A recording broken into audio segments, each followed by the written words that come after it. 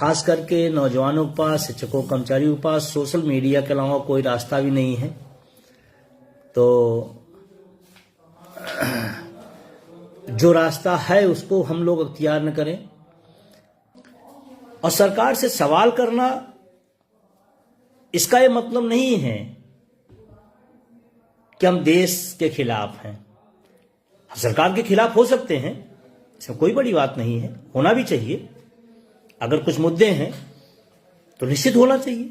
जैसे अपना मुद्दा ओपीएस का, अगर सरकार नहीं दे रही है तो हम सरकार के खिलाफ हैं, खुली सी बात है। क्यों खिलाफ है? क्योंकि हमने चुना है, तो हम सवाल पूछेंगे। राष्ट्रीय मतदाता दिवस के लिए आप सबको बधाई। देखिए, आज मेरा जो विषय है उसको गंभीरता समझिए। आप मतदाता, मत का दान कर रहे हैं, तो जब मतदाता आप हैं तो आप जागरूक मतदाता बने, जागरूक नागरिक बने।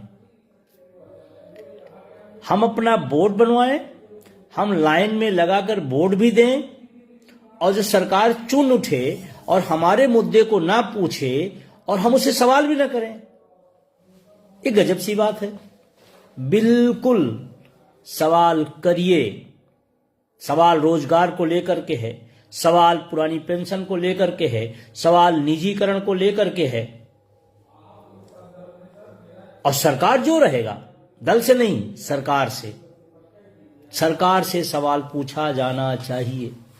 और राष्ट्रीय मतदाता दिवस पर सभी मतदाताओं से मैं निवेदन कर रहा हूं, जिन प्रतिनिधियों को आप चुना है उससे पूछो हमारे मुद्दे के लिए हमारी प्राथमिकता क्या है। शिक्षा, चिकित्सा, रोजगार, पुरानी पेंशन, उस पर आपने क्या किया।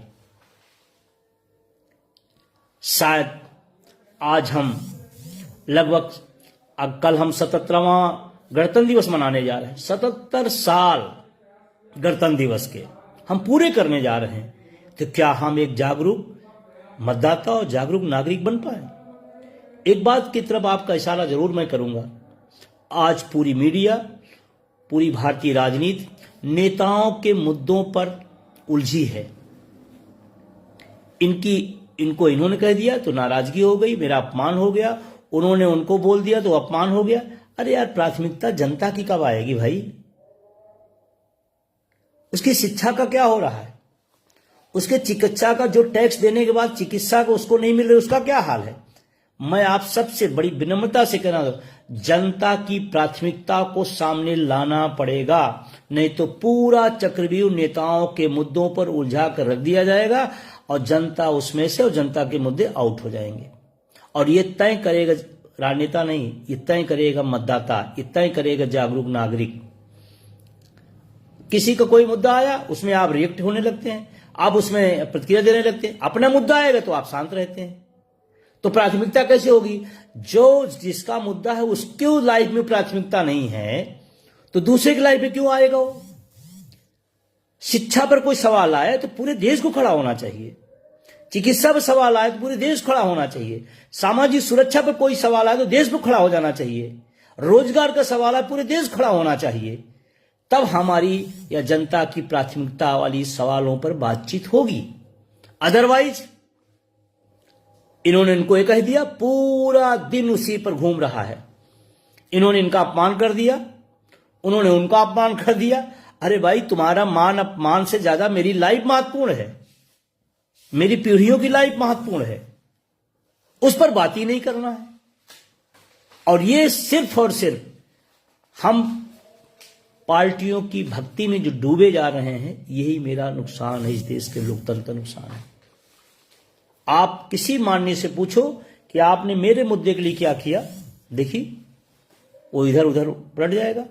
लेकिन आप खुद उससे पूछ ले, हाँ उन्होंने उनको कह दिया था तो क्या हुआ, तो फिर वो उसको तो आ गया कि सारी जवाबदेही से हम बच गए। फालतू की बात होनी चाहिए। मैं आप सभी से निवेदन करता हूं, इस देश में जनता के इश्यूज पर, अपने इश्यूज पर आपकी प्राथमिकता क्या है? आपका बच्चा पढ़ पाए ये प्राथमिकता है कि उन्होंने उनका अपमान कर दिया, वो प्राथमिकता है? आपको उस बच्चे को शिक्षा नहीं ढंग से मिल रही, वो अपमान नहीं है? लाखों लाख लोग चिकित्सा नहीं पा रहे, वो अपमान नहीं है? हम मतदाता सिर्फ इतने के लिए हैं कि हमने वोट दे दिया, बाकी उनकी प्राथमिकता सोचते रहे हम। अपने तमाम उन क्रांतिकारी साथियों से मैं जरूर निवेदन करूंगा कि अपनी प्राथमिकता लौटिए, अपने मुद्दों पर लौटिए, अपने मुद्दों पर लोगों को लाइए।